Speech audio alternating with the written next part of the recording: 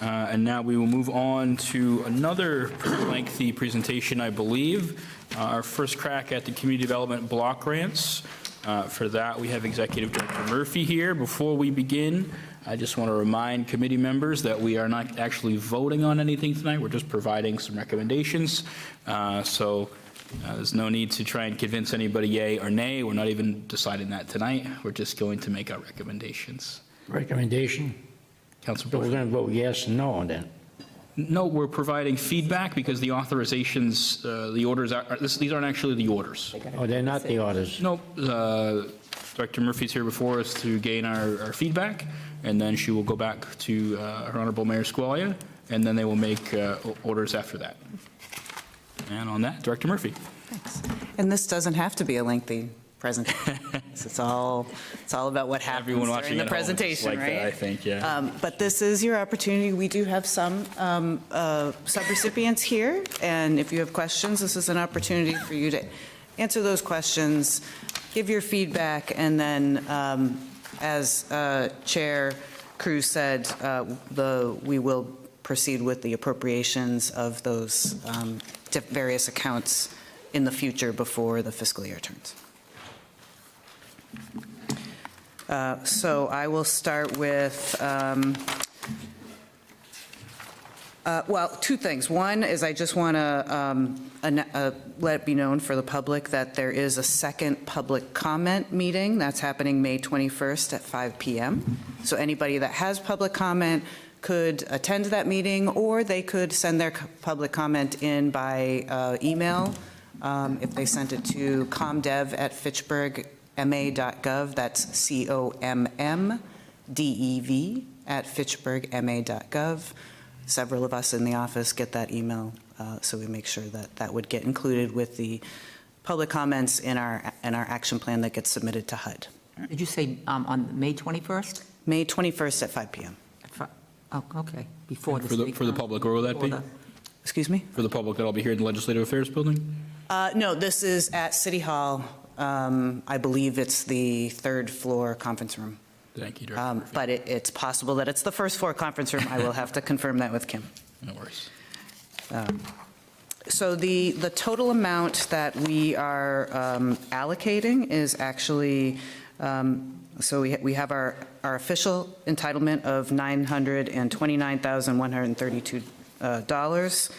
We have program income of about $30,625 from last year, and reprogrammed funds from last year and possibly previous years in the amount of $88,884.70. So that actually gives us the total altogether, if you go to page 3, is $1,048,642. So if you'd like, I'll just run through, and then you guys can stop me if you have questions. If Sure, why don't we go feels, page by page? What was that? Why don't we go page by page? Page by page, okay. So starting on page 4, that's where we have our first project. So this is public facility improvements. I should have brought my glasses up with me. Repairs at Historic Monument Park. The Planning Board and Community Development recommended $12,000. That was their request, and the mayor is recommending that be fully funded. Moving down to Riverfront Park stage construction, this is a match for another grant. This is requested was $150,000. We then cut that back in order to, fund other things as well, and we cut it back by $10,000, and the mayor is recommending $140,000. Crosswalks for the crosswalk safety improvements for DPW, they asked for $162,200. We recommended $115,000. That was an earlier kind of swipe at things. We took a finer point look at reprogramming some older funds and we were able to like squeeze out a little bit more money, and the mayor was able to fund $140,000, which DPW said that they could make that work. Mr. Chair, I got a question on Just a this one. second. Yep, we'll get to two more, and then we're going to go page by page. and- Oh, okay, all right, sorry about that. No worries. Crocker Fields Grandstand concrete restoration, they asked for $85,000. Again, you know, when we were looking to fund everything, we recommended cutting it back, but then with funds that we could reprogram, we were able to up that back up to $70,000. So the mayor's recommendation is $70,000 for that Crocker Field Grandstand concrete restoration work. And then first one in public services is street outreach. They've applied for $20,000. We recommended $20,000. The mayor's recommending $20,000. Thank you, Director Murphy. Questions from committee members? Councilor Boschman, I know you have a question. Yeah, on the DPW, on the, you're saying improved sidewalk up. Is that, you're talking about, because my book, the one you gave me, is entirely different. I didn't see this one in there. I saw how they wanted to put, by the library, they wanted to put those safety sign things up on Newton Street and Main Street. Yeah. So if you notice that there are two numbers next to that crosswalk, Yeah, okay. we combined two applications into one. Oh, you did, okay. So if you read the description, it has. It's so small, it's very difficult It's to very, read. yeah. For me, too. Sorry about that. I thought I was going blind here for a minute. That's quite all right, Councilor. Are you all set? No, I got one question, though. You said we can't, we're just discussing it, because I don't believe in putting a safety sign. I believe just putting a regular crosswalk sign on Newton Street, not a fancy push button, not for Newton. That's my opinion. So, Right. on Newton Street, they want a hard wire for a crosswalk. I know we were talking about Newton Street and Main Street at one point. Right, I can understand Main Street 100%. I agree with Main Right. Street 100%. And some of these are library funded, some of these are, actually, no. I'm not 100% on that. We've had this discussion in our library building committee meetings, as well as externally. So I think between the library, Chapter 90, and this funding, there's going to be multiple crosswalks with RFBs. That was what was designed. That's not my call, that's Nick's call, and I think the dollar value wouldn't change whether or not we end up doing one or two RFBs with the crosswalks. It's just how much Chapter 90 would end up going into it. So that may be a conversation that is better had with the person that's ultimately going to make the decision, not myself. All right, no, I just feel differently about that whole thing. I Sure. said it when he first came in, when he was at the planning board that night. I was at that meeting. Yeah. I didn't think so. I told Nick one time at the DPW meeting we had, I told him the same thing. I didn't think so. If the library wants to put it in, I get no problem. I have no problem if the library wants to do it out of their funds. But if the city's putting it in out of Chapter 90 or out of CBG funds, I do have a problem with it. So I yield for it. That's it. I just want you to know. Thank you, Councilor Boschman. And for everybody watching at home, Nick is Commissioner Erickson of the DPW. Councilor Fleming. No. I'm sorry, Stand up, Mr. yeah. President. Thank you. I more or less second that sentiment. I love the library. I want it to succeed in every possible way, and I think that a flashing crosswalk on Main Street is an excellent idea outside the library. But I used to frequent the library quite often when it was open before, and especially when I was younger. Newton Place itself just is not busy enough to justify spending money from any source, Chapter 90 or CDBG, on an electronic crosswalk. There just isn't enough traffic to make an ordinary striped crosswalk insufficient, in my opinion. I'm certainly open to having it explained to me by Commissioner Erickson why that is not the case. He knows this stuff much better than I do, and if my impression is wrong, then I'll readily admit it, but my gut feeling is that putting an electronic crosswalk on Newton Place would be overkill.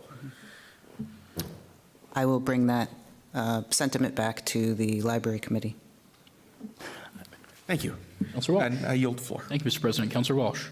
In response to what President Zarella just said, it could be that with the building of the new library and the influx of more community involvement in that building, there may be increased traffic on Newton Place, and there may be a reason that is necessary. I don't really know, but that would be for Commissioner Erickson to address. Yes. So, thank you. And I'm sure at the final CDBG, Commissioner Erickson will probably be here to talk with us about that. I'm certainly not against RFPs. You know this. I'm a huge fan. The data is there. What I do want to reiterate, though, is that the use of Chapter 90 in purchasing it, I would be a big no. That's for paving our roads. That's what our residents want the most. And in the past few years, we have switched over to using Chapter 90 for far too much other than paving roads. So I will say that. Seeing no further questions. I'll get one more question. Committee members, Councilor Boschman. I get one question. According to the book, again, I'll go by the book, and I understand that you're giving us the recommendation. Are you telling me that any kind of improvements to the parks are not in here, underneath this new paperwork you gave us? There are no parks improvement, well, other than the Riverfront Park Stage. Right. So there's none for correct. anything else? No. Nothing for anything else. All right. All right, you're the floor. Thank you, Councilor Boschman. Director Murphy, one more question, if you could. Just because it says there's been some changes in the design for the park, the stage at the park. Can you just briefly walk us through kind of some of those changes and if there's been like cost increases or? Not cost increases, actually, we scaled down the stage and reduced the cost. So the prior stage design was about 1.2 million, and the initial stage designs had these kind of walls in the back of the stage. So you'd look through the stage, and there was two little walls that actually had little rooms in them so that items could be stored in that. But because of some of the things happening at the park and the challenges that we're experiencing there at Riverfront Park, everybody thought from a public safety standpoint, it would be better to have have you be able to see right through the stage and not have a back to it, so nobody could hide back there. So we made that change. Then they made a further change to sort of scale it down and simplify the stage. So the stage went, I think now our budget is around $600,000. So we've applied for a land and water grant, which we won't hear about until later this year and wouldn't have access to until 2027. That is $350,000. Actually, it might be a little bit more than that. And then the CDBG, and then there is still some funding that Newview has from an organization called a company called Republic Services. They're a trash company that donated money towards the stage. And so, but they didn't donate it to the city. They donated it to Newview. Gotcha, thank you. Seeing no further questions, we will move right along. So now we're getting into the rest of our public services. The Fitchburg Farmers Market, they requested $7,000, both community development and the mayor recommending $6,500. This is always the most challenging section to go through because there's a lot of asks and a lot of need, but we are capped at 15% of the entitlement, so that does not include reprogrammed money. It's just the new money that HUD's giving us. So Fitchburg Community Policing Project, they requested $48,000, just noting that last year's was $40,000. We recommended $40,000 and the mayor's recommending $40,000. This is specifically for community policing, Main Street and the rail trail.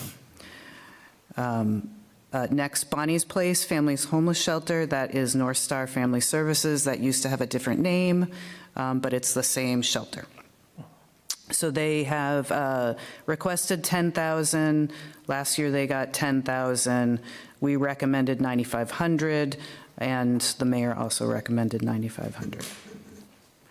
Next, we have the Fitchburg Homeless Prevention Project. That is through Community Legal Aid. They provide legal services to try to avoid evictions or help people get into their next housing. And they requested $20,000. Their last year award was $7,000. We recommended, and the mayor's recommending $6,500. The next project is the Resident Services Coordinator, so that's at the Sundial. That is $7,000, and that's what they got last year. We recommended $6,500, as did the mayor, and that is, let's see, I think that's, oh, no, there is a couple more public services, but do you want, this is the end of this page. Do you Yeah, want me to why don't- stop for this page? Why don't we take a break? I see Counselor Fleming has a question. I'm just curious, on the Fitchburg Homelessness Prevention Project from Community Aid, why such a big jump in what they were requesting from the year before? Is there a reason?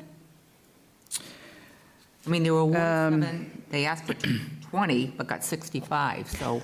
Yeah, I don't know if so I don't have that level of detail with me, but my assumption is that they're, like a lot of agencies, they're submitting an application that's reflecting more of what the need is, and then we're responding with the reality of what we can fund.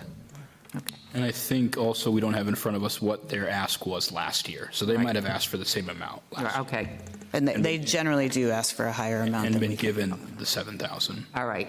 Oh, Further questions? just piqued my interest. Counselor Bostrand. Downtown Fitchburg, the police department, I'll support that 100% as long as they do like they did last year, keep them moving, keep people moving, not just hanging around. I am not going to speak for the police department, but I think they've done a fantastic job And that's of anything- doing with very limited resources, walking and having a presence downtown and on the rail trail. And so I expect they'll continue that. Because I noticed the big thing was a lot of people said they really appreciate it, and they noticed the big difference. And they weren't afraid to go and park their car in a garage. So, That's great feedback. self-explanatory. Yeah. Thank you, Counselor. I will note, I did speak with Chief Giannini this morning. He expressed sorry that he couldn't be here, but he will be here next time for the CDBG conversation, so you guys can chat then. All right, thank you. Moving right along, Director Murphy. Okay. Moving on to the next page, the one-to-one mentoring for Fitchburg youth. This is Big Brothers Big Sisters of Central Mass. Last year, we gave them $5,000. They requested $10,000 this year. We recommended, and the mayor's recommending, $4,500. Elder nutrition, this is MOC, Making Opportunities Count. This is for timely and healthy meals. They were not a recipient in recent years. They requested $20,000. We are recommending, and the mayor is recommending $4,500. So this would be a new service to the community. This is elder nutrition. So Meals on Wheels. Operation Next Gen from the Boys and Girls Club. They asked for $85,000, which I believe represents the full cost of the bus that they send back and forth. And they have been fairly consistent in asking for that full amount in the last few years. And it does pay for transportation. So we recommended level funding them, as did the mayor, at $16,500. The mayor's energy fund, which is supplementing when fuel assistance runs out, or mainly actually it's the folks that earn more money than fuel assistance can pay, but are still under 80% of the area median income. And for folks that don't know, 60% of median income is the income limit for being eligible for fuel assistance. But you could still be having a hard time paying all of your bills and earn more than 60% of the AMI. So that's what the Mayor's Energy Fund is focused on assisting those folks with. So they got $3,000 last year, they asked for $5,000, we're recommending $4,000, and the mayor recommended $4,000. Spartacus is, I think that might be the last public service, yes, Spartacus. And that's the Spartacus program through YMCA. Last year, they got $20,000, or excuse me, last year. I say last year, but I mean the year we're currently in. Next year, they asked for $25,000. We are recommending level funding them, as did the mayor, at $20,000.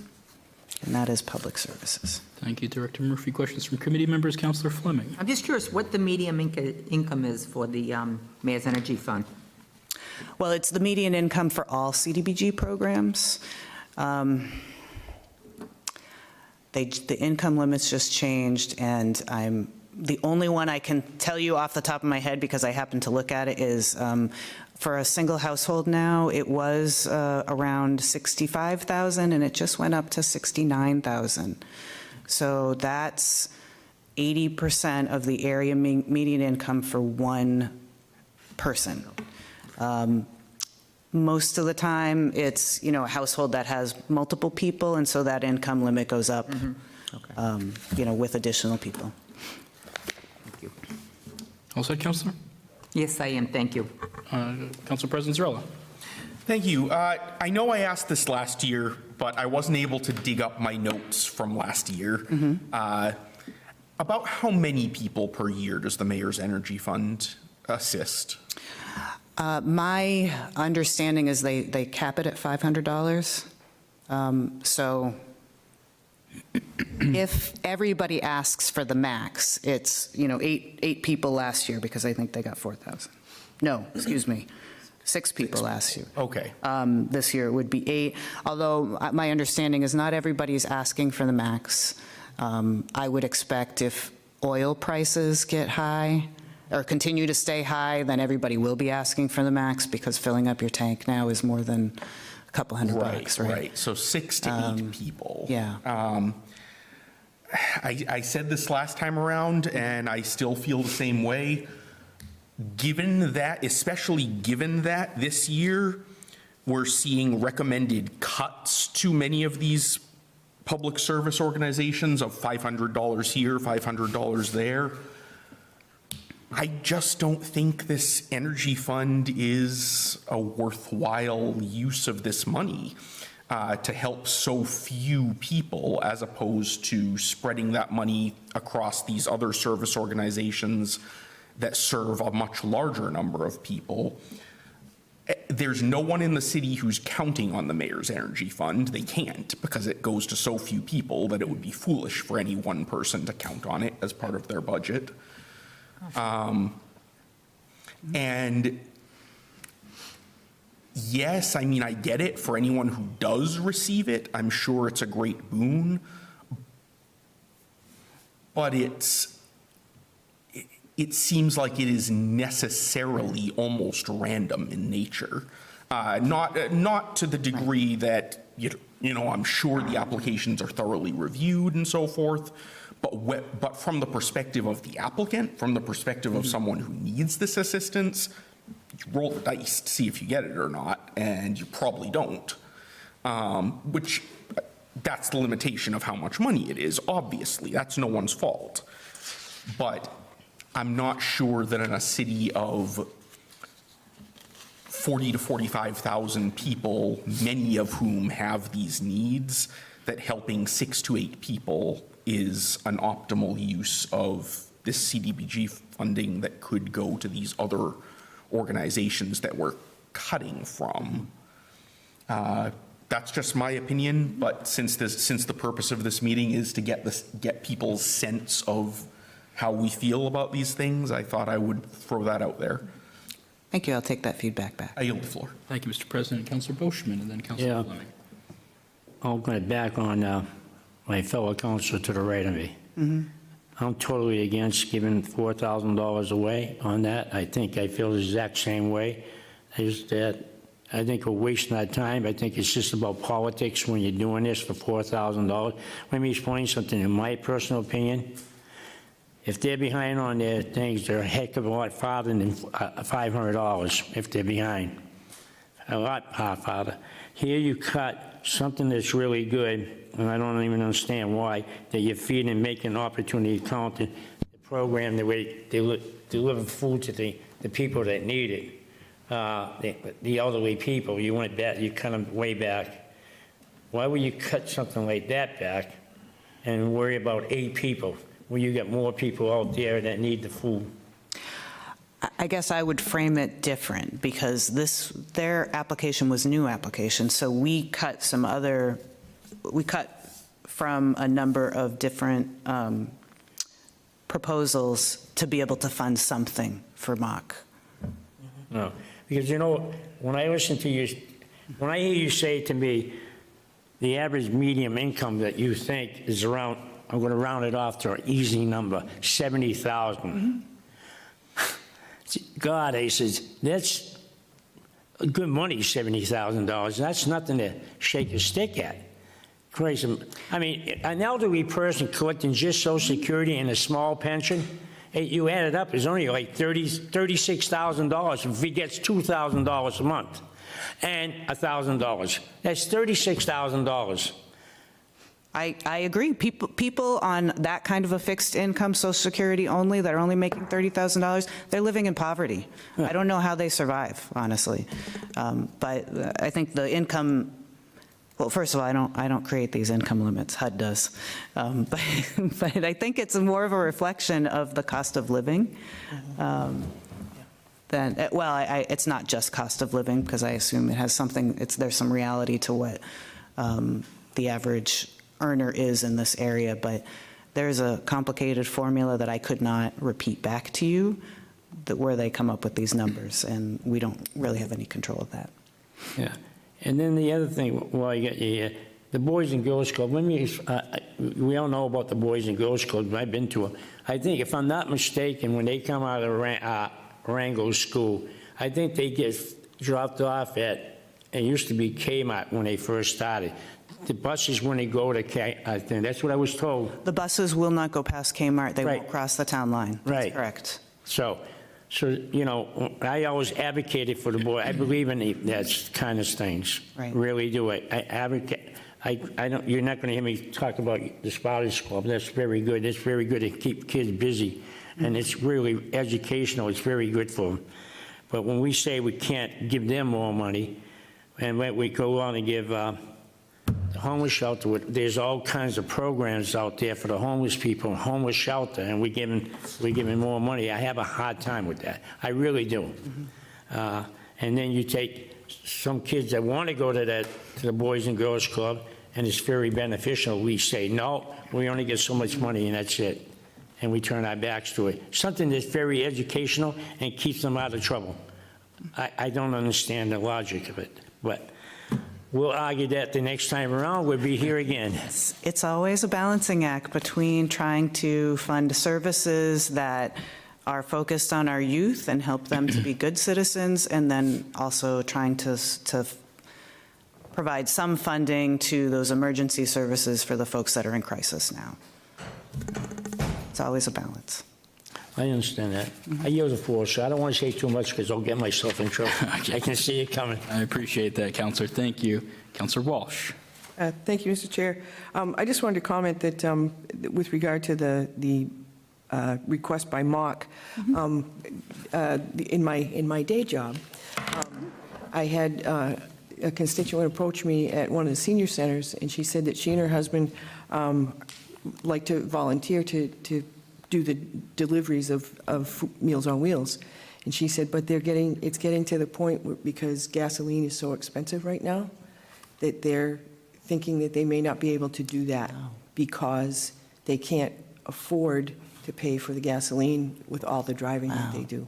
So I think that this is something that, you may want to look at and consider, if that's the reason that Mock is asking for that funding, that would I'm be not a something fan you of might want Mock. to consider. Talk about an unintended consequence of Right, war, right? right. I yield the floor. Thank you, Counselor Walsh. I'll be brief because I don't want to stir up too much of the pot here, but President Zarella, you and I agree on just about most things, but on this one, I agree in the sense that it's, in regards to the Mayor's Energy Fund, we should be helping more people, and I actually think that rather than axing it, we should increase it. And Director Murphy, I would like, if you would take that back to the mayor, and that I would prefer to see this increase. I mean, energy costs are one of the biggest challenges for people right now, particularly people on low incomes. I've had situations where we've helped constituents through this fund who have lost a spouse and have suddenly lost, the majority of their income.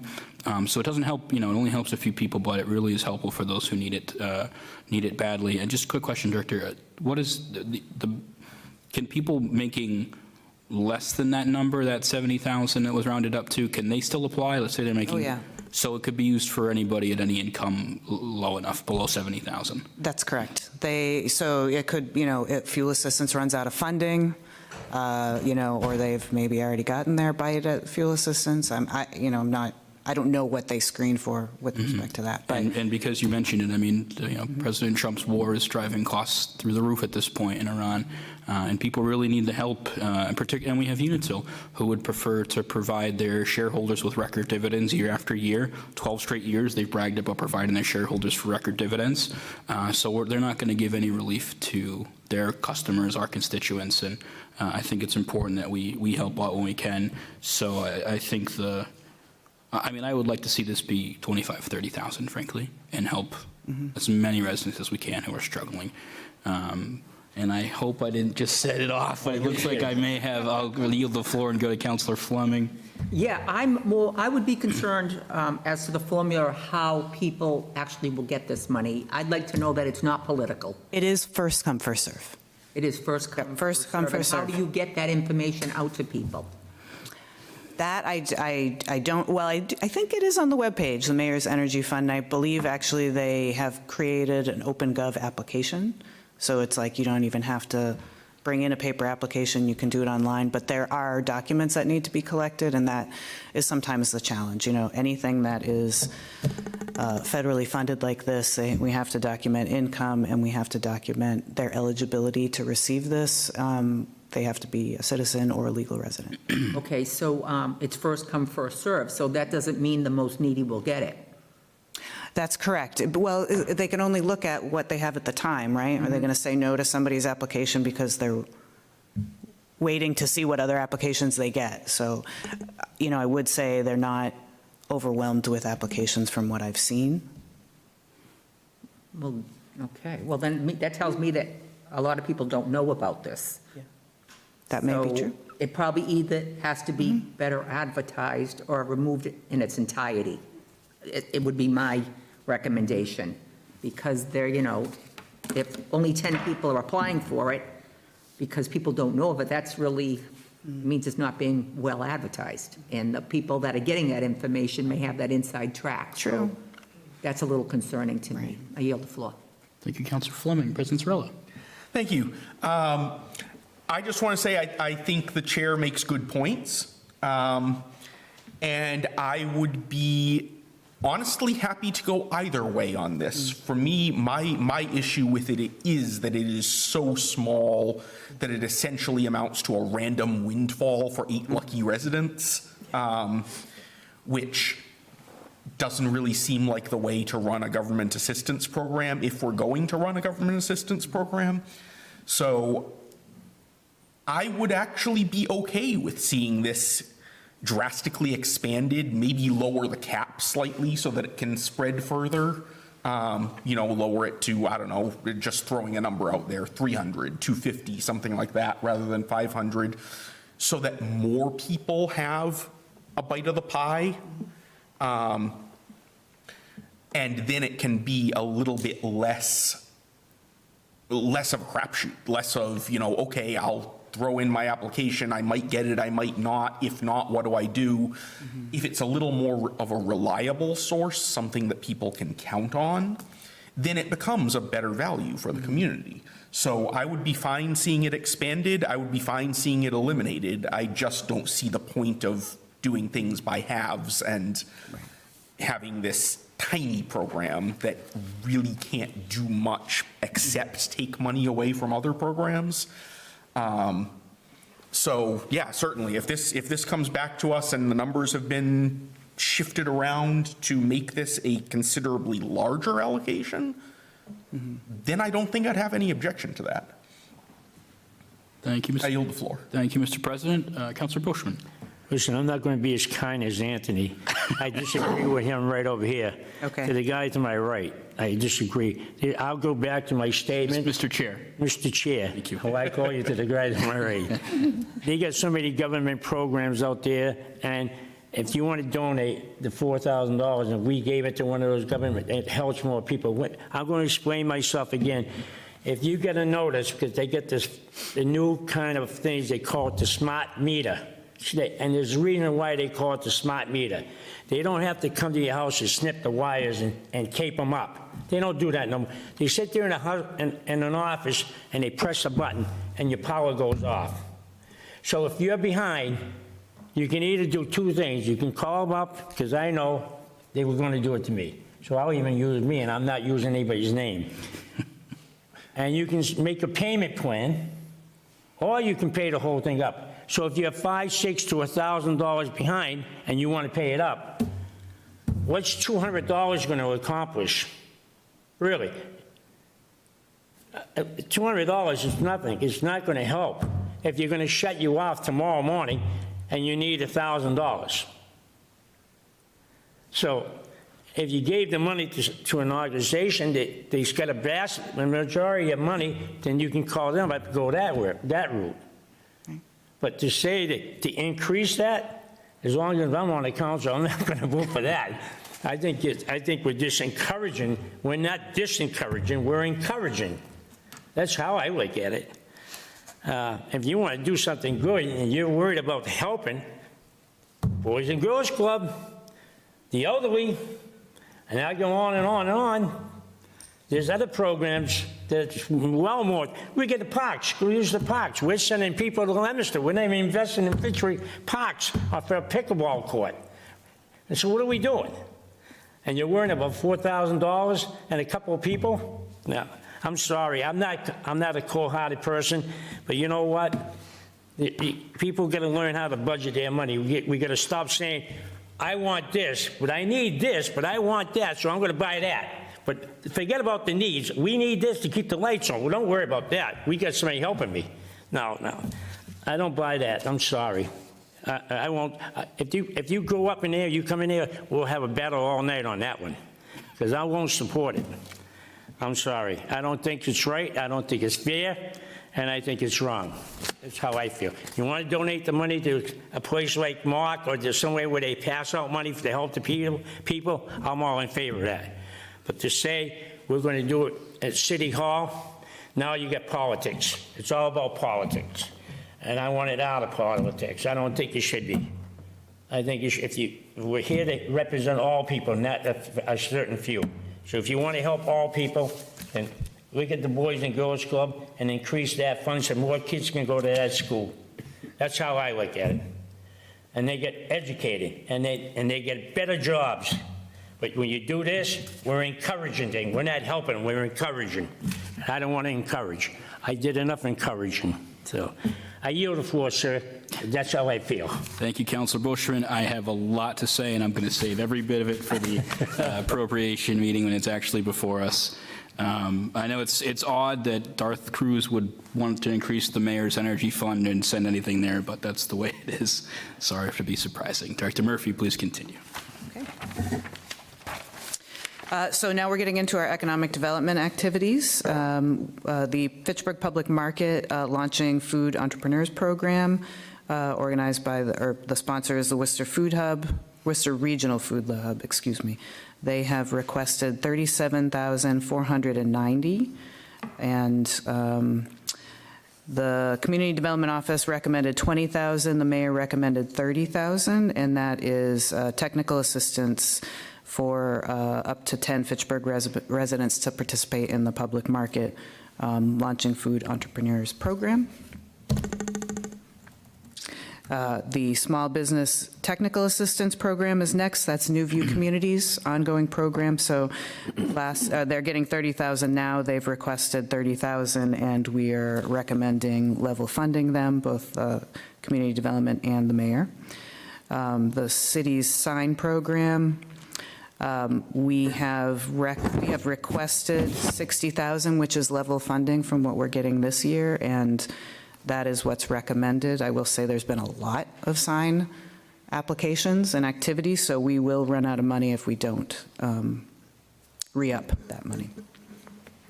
And the part-time downtown coordinator, that has been requested at $35,000 because we had a mid-year hire. We looked at what amount we could roll over from this existing year because we just hired this person recently.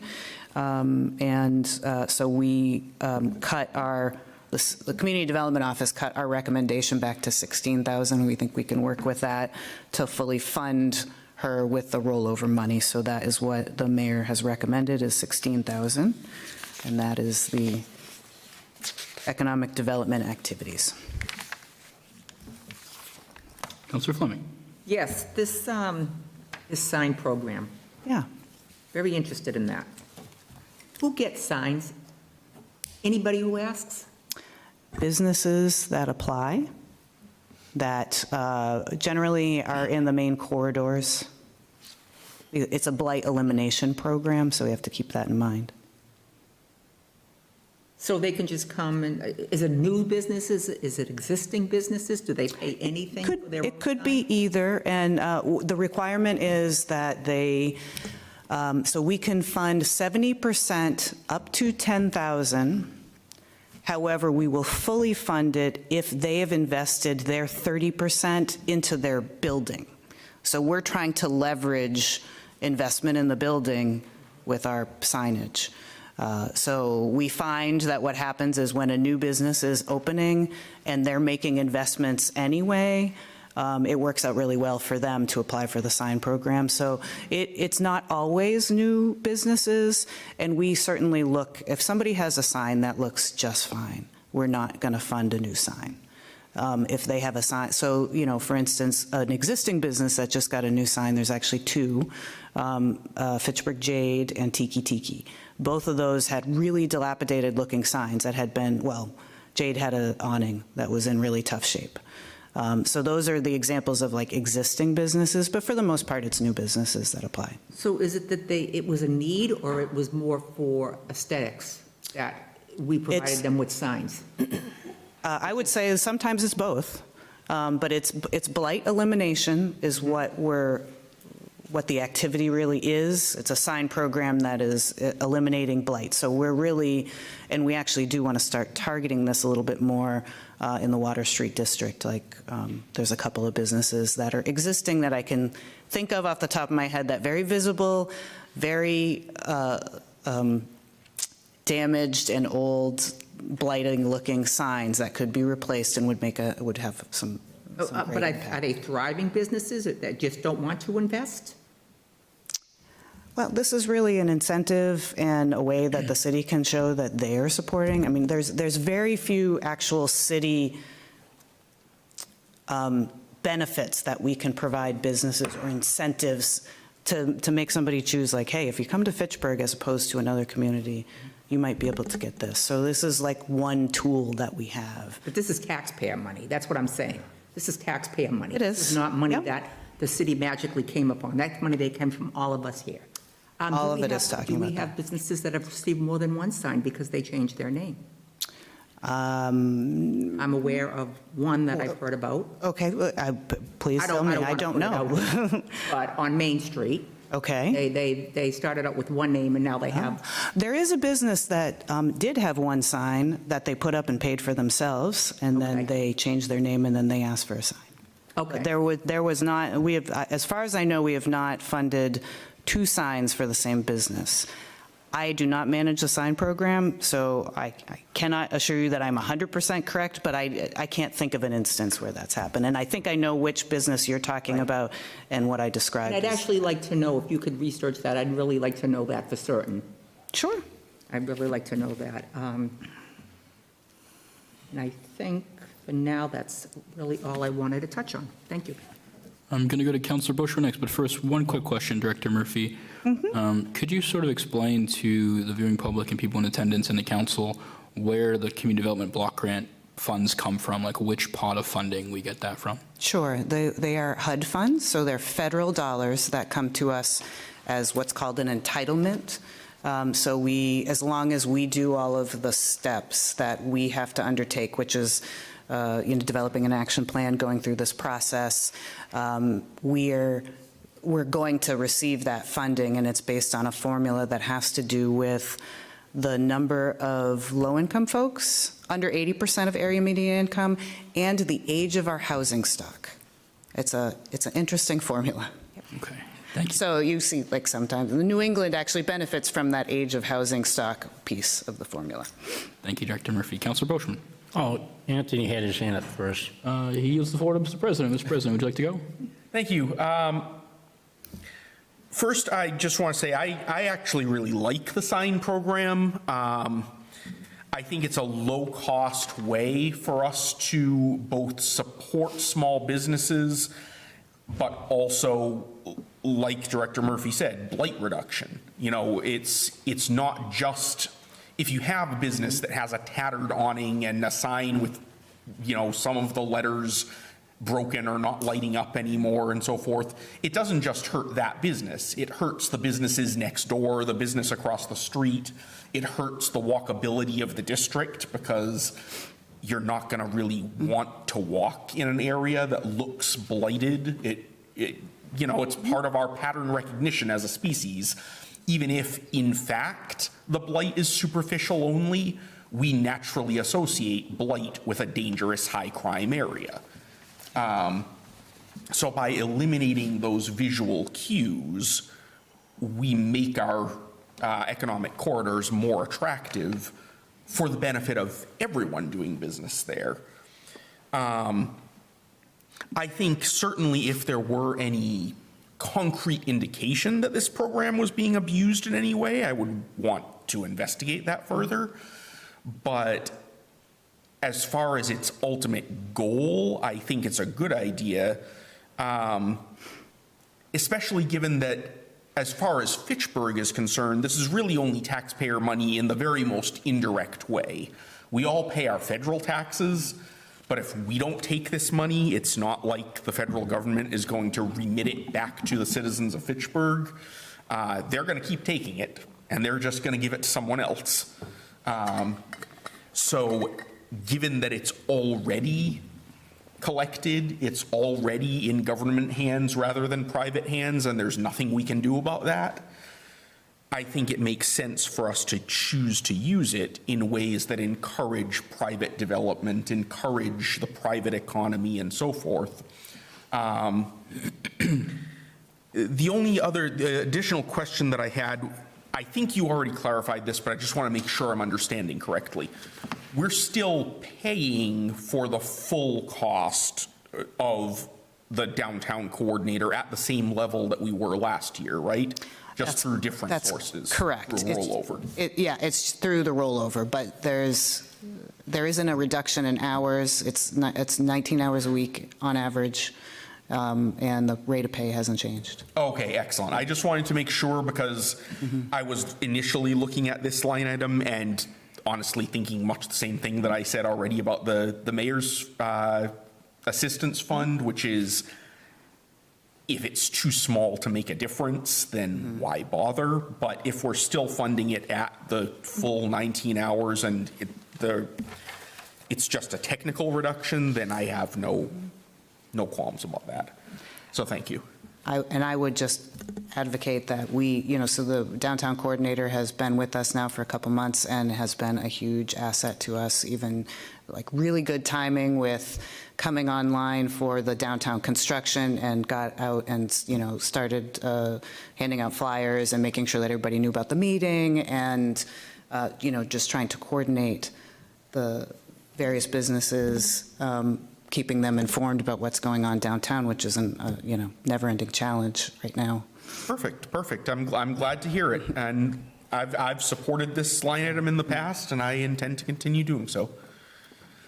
Thank you. I yield the floor. Thank you, Mr. President. Councilor Boschman. I'm going to go back, touch on the signs. When you say the corridor, you're talking about the Main Street corridor and Water Street corridor? The main corridors, So, and that'd be Business John Fitch districts. Highway, Lunenburg Street? not John Fitch Highway. No? Because that's, well, actually, no, that's not true. We have helped John Fitch Highway folks. Yeah, but basically, it's the corridors, and it doesn't mean we wouldn't go onto a side street, but if something is not blighting and doesn't need it, we may not. We haven't really run into that yet, but we have to keep the spirit of blight removal in mind when we're doing this. Well, let me ask you a question. I mean, if somebody moves out of their building, aren't they required to take their sign with them? They should. They should, but why Now, aren't they? yes, they should, well, if they leave and they don't take their sign and the code enforcement officer goes to that space, they're not necessarily issuing a fine or a citation to that, or an order to correct to that business owner because they've left. They're issuing it to the owner of the property. Unfortunately, that's just the way practically it plays out. They should take their sign with them. However, if CDBG paid for their sign, they need to stay in Fitchburg. They can't take it with them to another community for 5 years. Right? That's our grant agreement, is that they need to stay in Fitchburg. I mean, it's one thing if they are not successful as a business, but if they relocate, they cannot take that with them. And actually, there's the potential to have to pay the grant funds back. All right, so let's go back to the very top ones, that the food pantry down there, the food market. How's that, why did we not cut that? Because I thought they were doing excellent, and they were doing real good business. Why would you not cut it? There's some people still in there that have been there for a long time. I'm sorry, I didn't quite follow the question. Are you asking why we're funding it? Your or- recommendation was 20,000, the mayor gave her 30,000. What's the reason why? Why would you not cut it down to 20 or even lower? Because they're doing good, aren't they? I thought you guys told me. Well, I think we do actually have somebody from the public market here, if we, Well, it's up to the chair, it's not up to me. Please. Hi, Kim Laska from the Fitchburg Public Market. So this would be for new vendors. The concept of the space is really, I'm not kicking anybody out, and they're not on a hard timeline, but it's an incubator space. We're a small business incubator. And so that's been successful, obviously, with Mira's Cakes and other businesses. So this would be for a new cohort. And I cannot speak for the mayor, but I believe the intention as well is to be able to preserve the number of people that are accepted into the program, which would have had to have been cut at 20, because we're not going to be able to have the resources. There's grant funding for permits, ServSafe, all that good stuff. That's like hard money items. We would have had to cut some people from the cohort. This would preserve, with sacrifices on our end as well with the budgeting, a full cohort of 10. So these would be new businesses starting in Fitchburg, hopefully this year. Yeah, my question to you is, I think I already talked to you about this same problem. You don't even know you're in that business. You can't see, there's really no advertising. If you don't know you're there, there's no advertising. if I may clarify, I'm not sure she's necessarily talking about the food businesses that are set up there. Is this the educating new businesses that might also be like food trucks or might go on to do Correct, other yes. things? So not every single business is going to be a business that has a stall inside. Oh, okay. A couple of them likely will be. We naturally have turnover. I have one business that is really looking for their brick and mortar right now. I don't expect that they will be here by the fall. That will be vacated, et cetera. I have one business right now, actually, like his food truck schedule has gotten to the point he's going to be at like Treehouse Brewing. He has exceptional opportunities this summer, so he's like transitioning on right now. So there are some stall opportunities, but again, food trucks, caterers, we're a full commissary kitchen. I'm really hoping actually too that this will give us the opportunity to develop a couple of great wholesale vendors as well. We are fully licensed as a wholesale operation. I do that as well. I'm fully certified in that. So local products made in that kitchen that then can be sold in grocery stores. So hopefully we'll have those type of businesses as well, work on developing more of them. Okay, I yield the floor. I mean, I don't yield the floor, I'm all done with that question. Thank you very much. Okay. Gentleman from Ward 2 has the floor. Please continue. The other one is my favorite subject, the downtown coordinator. Yes, sir. You know how I feel about that. And you just get to talking about how she helped out immensely to let the different businesses know all about the problems downtown Fitchburg and the big meeting they had right here. May I ask? That is not her only job, though. I know, but may I ask? I thought that was Mary Jo Bohart's job. Well, yeah, Mary Jo Bohart has a lot of hats that she wears, you know. She cannot Boy. do everything. You got an alibi for everything, huh? I have a- Jeez. It's not an alibi. Well, you know, I mean, what's so hard about just sending out a notice to people on Main Street saying, hey, we're going to have a big meeting, April 15th, it's going to be all about Main Street. It wasn't, Mary Jo did send out a notice to all of the businesses, but Mary Jo doesn't have the time with all of the other things she's doing, like helping businesses through the permitting process and working with larger developments. She doesn't have time to go knock on every single business door a few days before the meeting to make sure that everybody knew about it, and that especially those that don't check their email. Let me ask you a question. On this downtown coordinator, do you really think right now at this present time in the city of Fitchburg, with Main Street being dug up, with the Water Street Bridge coming down, it's going to make a heck of a lot of mess, that we need one right now? Yes, I think we need it more than ever, because we have to do, as much as we can, proactive things to figure out how to get people to come downtown anyway, even though it's painful to come downtown. All So, the construction and all the pipes and everything else hanging around, you want them to come down and fall and get hurt? I don't want them to come and fall and get hurt, but I do want them to still go out to eat, and I still want them to shop in our local businesses. The last thing I want is for our businesses to go under because the construction is killing them, and I know it's hard. You know, the construction is really tough right now. That's out of my control. That's out of my control, too. Right. We Yeah. have to do it. We have to do it. But you know,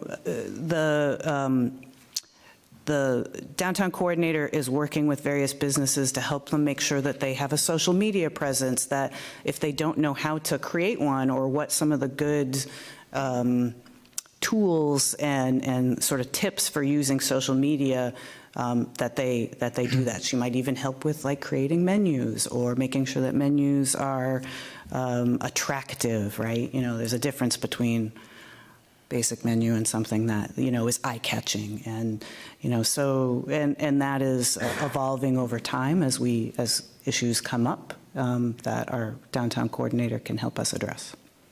Okay. A lot of these questions I'll probably ask again when we have in front of us the big meeting.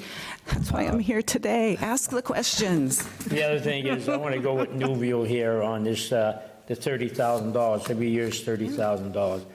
And I know he's going to come up here and talk, and he's going to give me a big fancy success rate.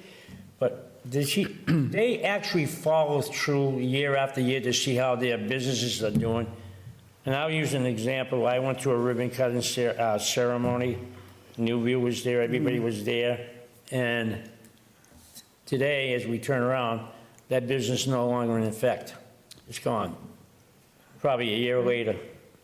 Not every business does I succeed, understand but, that, Liz. I understand that Yeah. wholeheartedly. I understand, I think they do follow up, but I will confirm that, I'll take that back, and we'll talk to Newview and ask them, you know, if they have any kind of system in place to follow up. You know, do they do that on a schedule? How does that work? Do they keep numbers on that? Okay, I appreciate that. All right, I yield the floor, okay? Thank you, Counselor. Counselor Fleming. Yeah, mine's more of a comment, and there might be a question in there regarding the Fitchburg Public Market. That's my ward, and I love it. And there is a lot of people in there, believe it or not. I know that. It's very well attended. Some of the I haven't eaten at all the little places, but the ones I have eaten, the food is really exceptional. And I'm just curious, why such a specific amount that you asked for, the $37,490? It's such a odd amount.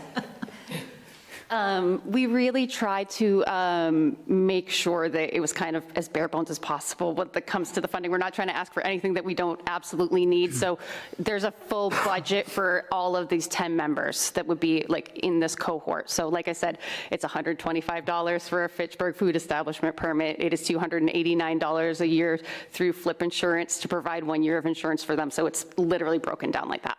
There's an entire technical assistance section of the budget. So that's why it's very specific. All right, and I'm not going to say the name of the business, but the one business that is leaving, he's going total food truck? Yeah, he's going to be very booked and busy all summer. So, and he will still be a member of the Fitchburg Public Market and will be using us as a commissary kitchen. So his permit is still open and he will still be there actively. We are 24-hour access. So we have people cooking in there all the time. There are businesses that don't have stalls.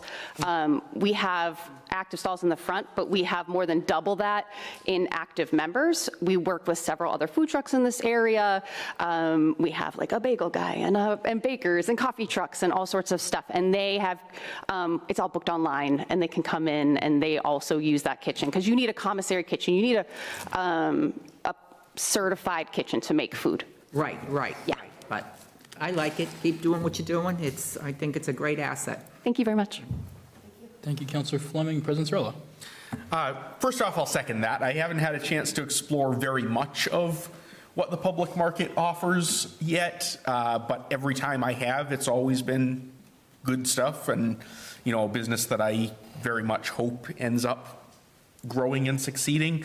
I don't want to take this off track or anything, but just while we're on the subject of the downtown coordinator, I just wanted to kind of keep this maybe in everyone's mind, because I know I've mentioned it before.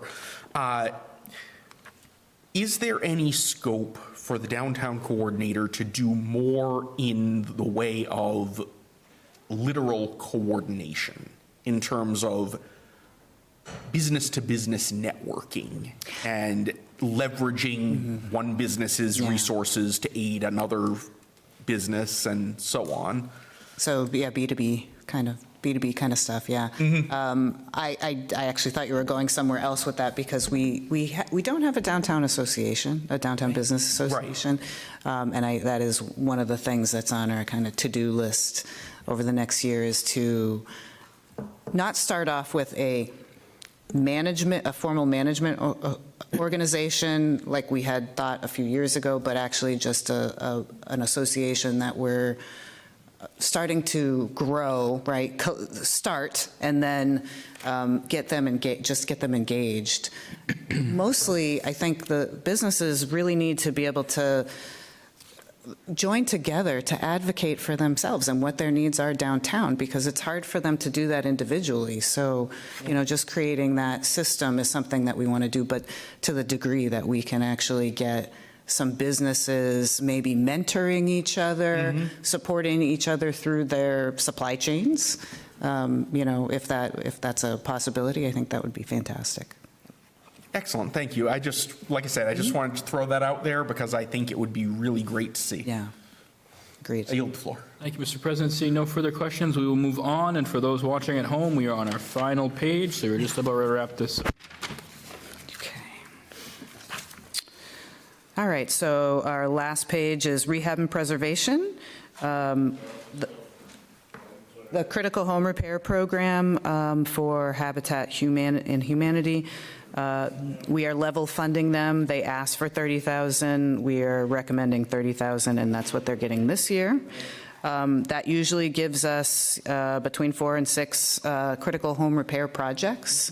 Those dollars go really far with Habitat for Humanity. Code enforcement is, this is the Fitchburg Board of Health code enforcement. They requested $121,000. They requested the same amount as last year. That is what we are recommending and what the mayor is recommending. Moving on to the code enforcement through the building department. They were awarded $92,000 in this current year. Some of that's being rolled over. They originally requested for $118,000 for the coming year. We recommended $75,316 with the amount that we can roll over. There probably will be a little bit that still gets reprogrammed in a future year because they started later than we even expected them to. So that is rehab and preservation. And then the last line item is community development planning administration of the program. We requested $210,000, which is just sort of our optimistic number, hoping that we get this big increase in the amount of CDBG that we get, and then 20% of that would be higher. But really, we can't go more than 20% of the allocation, so that number is listed right now as $185,826. Thank you, Director. Questions from committee members? Councilor Boschman. On the last one, you ever think about taking a 10% instead of going 20%, go 10%? Then there would be a conversation that we'd be having about how we run that program and who we lay off. All right. Let me explain something to the first one on you guys. The Habitat for Humanity, that program is very, very good. I know some people that went on it, and it helps out a lot of people, especially the elderly. So I want to say thank you down there. I don't talk to her that much because she said I was a pain in the neck, though. But I do want to say thank you. It does work. I'm glad. I would have liked to see that.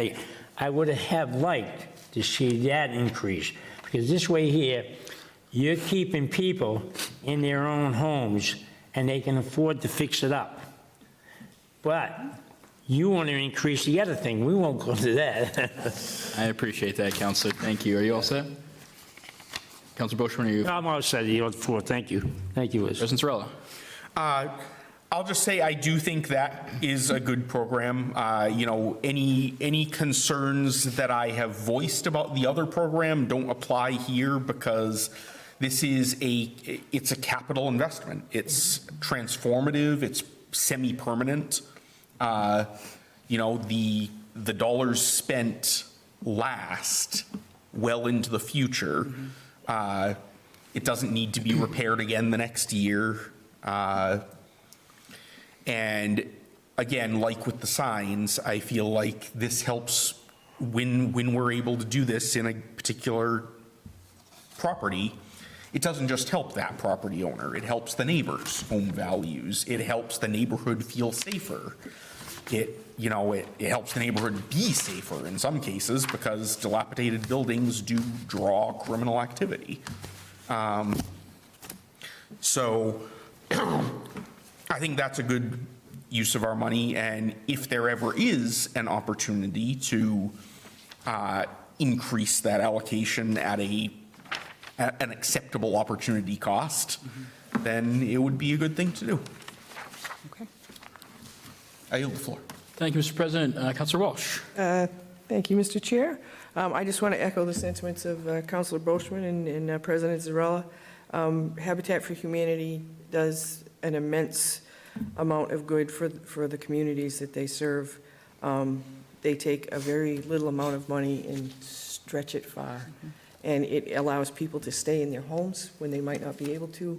And I just can't say enough good things about it. So thank you, Carolyn. Thank you, Counselor Walsh. 100% totally agree, and they run a heck of a golf tournament, too. I love playing that one. Seeing no further questions from committee members, that wraps up our agenda for the evening. I want to thank Director Murphy for coming before us. Everybody in attendance who came to talk if they needed to, thank you for coming. Thank you for your patience. Finance Committee will meet in 2 weeks on the 27th. That concludes our business for the evening.